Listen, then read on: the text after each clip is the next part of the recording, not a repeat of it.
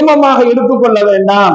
உங்களை அல்லாஹ் ஒருபோதும் துன்புறுத்த மாட்டான். உங்க குழந்தைக்காக வேண்டி உங்களை என்ன செய்ய மாட்டான், அல்லாஹ் துன்புறுத்த மாட்டான் அப்படிங்கிற விஷயத்தை அல்லாஹ் சொல்லிட்டு மேலும் அல்லாஹ் கூறுகின்றான், தந்தை விரும்புறாரு. தந்தை என்ன செய்யறாரு, விரும்புறாரு தன்னுடைய பிள்ளைக்கு 2 ஆண்டுகள் பால் கொடுக்கணும் அப்படின்னு சொல்லி தந்தை விரும்பினாரு அப்படின்னு சொன்னா அந்த 2 ஆண்டுகள் அதை அந்த தாய் ஏற்றுக்கொள்ளணும். அதை என்ன செய்யணும்னா அந்த தாய் ஏற்றுக்கொள்ள வேண்டும். அடுத்து அல்லாஹ் என்ன சொல்றான்னு சொன்னா, இல்ல அந்த அம்மாவுக்கு விருப்பம் இல்லை, 2 ஆண்டுகள் பால் கொடுப்பதற்கு அந்த பிள்ளை விரும்பல, அந்த தாய்க்கு விருப்பம் இல்லை அப்படின்னு சொன்னா உடனே என்ன செய்யணும்னா தன்னுடைய கணவரிடத்துல அவள் ஆலோசனையை மேற்கொள்ளணும்.